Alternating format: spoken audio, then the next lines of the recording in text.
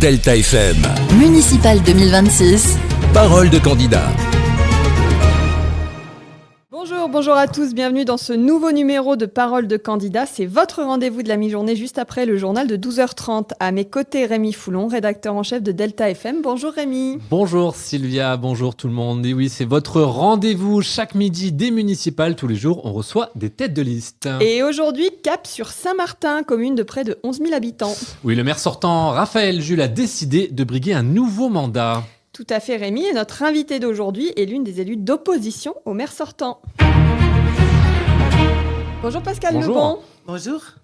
Alors comme on le disait, vous êtes élu d'opposition, vous étiez candidate à la suite de Christian Bally en 2020, investi par le PS, et vous avez perdu de quelques voix. C'est un bon mandat de Raphaël Jules ? Mais je ne vais pas vous dire oui. Sinon, je ne me serais pas représentée contre lui. On ne se présente pas contre un bon maire.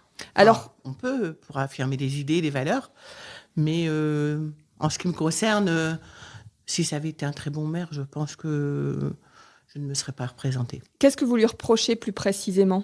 Je lui reproche une très mauvaise gestion de la ville. Il n'a quasiment accompli aucun de ses projets, ses promesses de campagne. Quelles promesses vous viennent en tête ? En tête, je vais prendre la friche Geldis, puisque c'est la plus flagrante.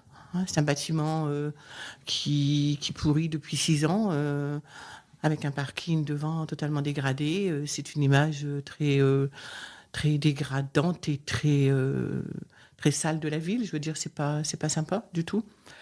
Et puis c'est pas le but, c'est pas la vocation d'une commune d'acheter un bâtiment et de ne rien en faire. Je veux dire, c'est surtout qu'il y a eu une préemption à la base. Ça a empêché quand même une entreprise de s'installer. Ça, je trouve que c'est dommage. D'autres promesses aussi non tenues que vous... On a la coulée verte qui devait relier le centre de Saint-Martin à Ostrov. Il en a fait c'était quasiment un des projets phares de sa campagne. Aujourd'hui, c'est un bourbier innommable qui n'est pas entretenu. Voilà. On va commencer par aborder le thème de la sécurité à Saint-Martin. Donc des chiffres de la délinquance qui sont en légère hausse quand même par rapport à 2020, avec 504 crimes et délits commis en 2024. Quelles sont vos propositions pour endiguer un peu le phénomène ? Pour moi, je pense qu'on ne peut pas mettre objectivement sur le dos des maires en place, quels qu'ils soient, toute la délinquance qui monte. Par contre, je pense qu'on peut faire des actions plus appuyées de prévention. Il existe beaucoup d'outils. On a une police municipale à Saint-Martin qui est pleine de bonne volonté, qui voudrait faire autre chose que de la répression. Mais malheureusement, je pense qu'ils ne sont pas écoutés. Parmi justement, vous parlez de la police municipale, le maire sortant annonce une police municipale renforcée. Vous trouvez que c'est plutôt une bonne idée ? C'est plutôt un projet commun que vous avez ? Ça peut être une bonne idée dans la mesure où on utilise le personnel à bon escient, ce qui n'est pas le cas aujourd'hui.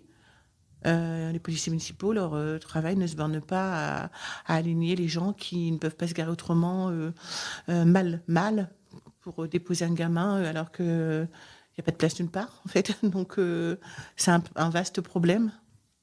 Alors, vous l'avez abordé, l'affaire, entre guillemets, de la friche Geldis.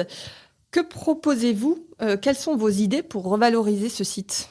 Alors, de toute façon, le site, la friche Geldis, il faut en faire quelque chose. Là, nous, on a un projet de construction, mais une construction...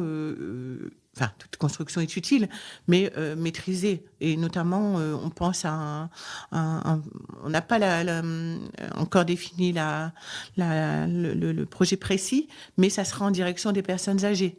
C'est-à-dire, ça peut être un foyer logement, ça peut être un béguinage, mais en tout cas, ça sera ce genre de construction. On veut pas d'un bâtiment vertigineux à cet endroit-là, qui est déjà très, très urbanisé. et qui occasionnerait beaucoup de soucis parce qu'on ne peut plus apporter Il faut des constructions, j'en suis consciente, hein, mais pas au détriment non plus des riverains.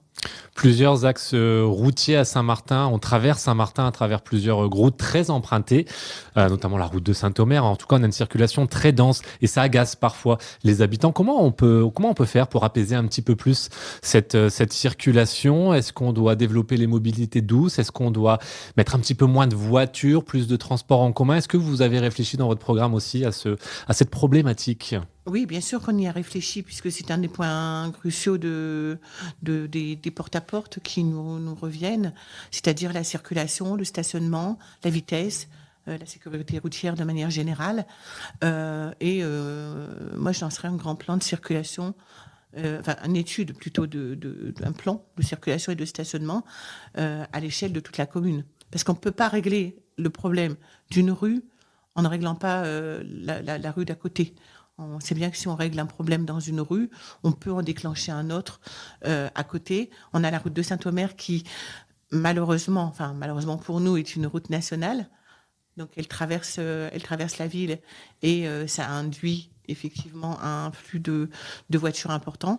Donc oui, derrière, c'est développer les mobilités douces, inciter à la prise de transport en commun, pourquoi pas en participant aussi financièrement éventuellement aux abonnements pour que les citoyens soient de plus en plus incités à utiliser ce mode de transport et puis réguler le tout. Et je vous dis, un plan de circulation par des spécialistes. Voilà. Saint-Martin, assez desservi par les bus, ouais. Alors, on a constaté qu'il y avait des endroits qui étaient en manque de desserte.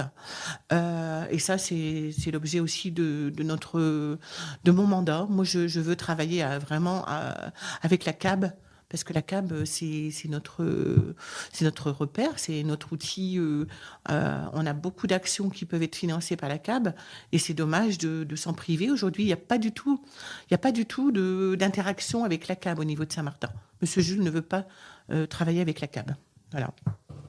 Alors, on va parler commerce maintenant. Dans la commune, une nouvelle boulangerie devrait s'installer près du tabac. Comment on fait pour attirer de nouveaux commerces en centre-ville ?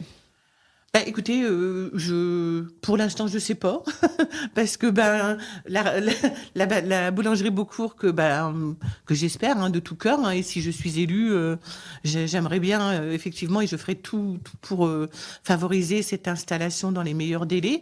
Nous, on l'appelait quand même l'Arlésienne, parce que ça fait 2 ans et demi que on attend et que on a des effets d'annonce. Là encore, dernièrement, Monsieur Beaucourt a fait un effet d'annonce. Alors lui, je le crois. C'est lui qui l'annonce. Donc, enfin, il semble avoir obtenu le permis, en tout cas. Enfin, lui l'annonce. Oui, le permis est fait. Mais ça fait quand même 2 ans et demi qu'on l'attend. Alors, on doute encore un petit peu de l'aboutissement, quoi, parce que tant que c'est pas fait. Alors après, oui, bien sûr qu'on peut attirer des commerces. Je blaguais quand je vous disais que je ne savais pas.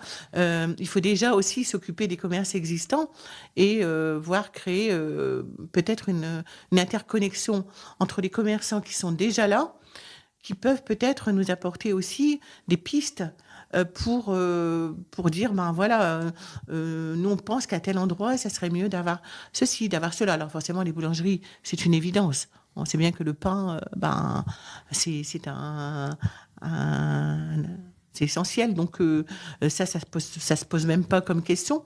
Après, d'autres commerces, pourquoi pas, mais je pense qu'on verra, on verra sur pièce, mais en travaillant avec les commerçants. C'est l'objectif. Vous parliez tout à l'heure d'un rapprochement avec la CAB. On peut aussi imaginer un rapprochement avec Boulogne, ce fameux sujet, la fusion Saint-Martin-Boulogne. Vous, avec votre casquette politique, est-ce que c'est un sujet qui peut revenir sur la table si vous êtes élu ? Ah non. Non, du tout. Ce n'est plus du tout. Ça a été à une époque, on effectivement, du temps de Christian Bally, ça a été ça a été évoqué, une hypothèse, pas de son fait à lui, Christian, c'était comme ça, c'est quelque chose qui était dans l'air du temps.